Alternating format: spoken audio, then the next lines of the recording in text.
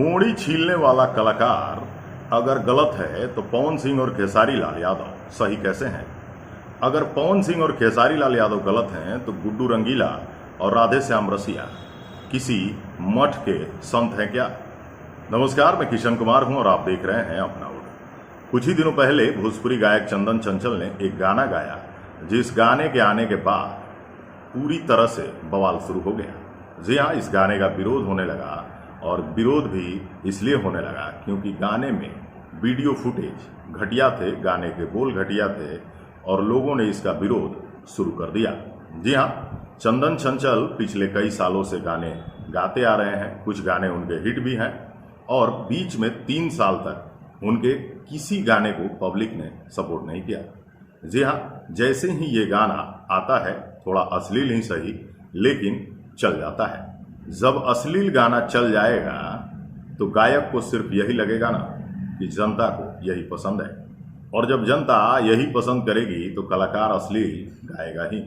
जी हाँ, views, like और comments किसको नहीं चाहिए, प्रसिद्धि किसको नहीं चाहिए। प्रसिद्धि पाने के लिए राधे श्याम रसिया और गुड्डू रंगीला ने घटिया गाने गाए तो पवन सिंह, खेसारी लाल यादव ये भी कम नहीं थे। राधे श्याम रसिया और गुड्डू रंगीला का मार्केट जैसे ही डाउन हुआ, वैसे ही पवन सिंह ने ढूंढी में बियर डाला और खेसारी लाल यादव भी ढूंढी पर गाना गा गा के गर्दा उड़ा दिए। लेकिन इन गायकों की अश्लीलता साइड में कर दी जाए तो राधे श्याम रसिया ने भी दहेज प्रथा पर जो गाने गाए हैं, जो भक्ति गाने गाए हैं, उन गानों का आज भी जोड़ा नहीं है।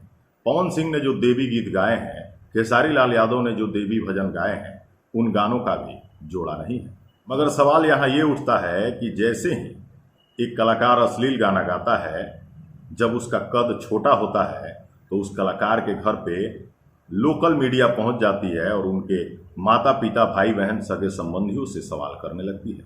क्या ये सवाल जब खेसारी लाल यादव गलत गाते हैं तो उनके पिताजी से पूछा जाता है क्या? यही मीडियाकर्मी जब पवन सिंह गलत गाते हैं तो उनके घर पे पहुंचती है क्या?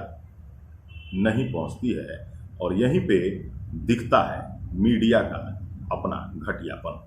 जब यही कलाकार अच्छे गाने गाते हैं तो मीडियाकर्मी आखिर सपोर्ट क्यों नहीं करते हैं?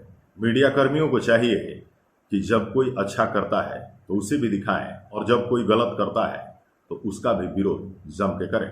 आखिर सच्चाई दिखाना ही तो मीडिया का असली काम है। आप जितने भी दर्शक हैं, आप सबके अपने क्या विचार हैं, कमेंट बॉक्स में ज़रूर लिखिएगा। अगली वीडियो में मैं किशन कुमार दिखाऊंगा कुछ और। तब तक के लिए नमस्कार, धन्यवाद।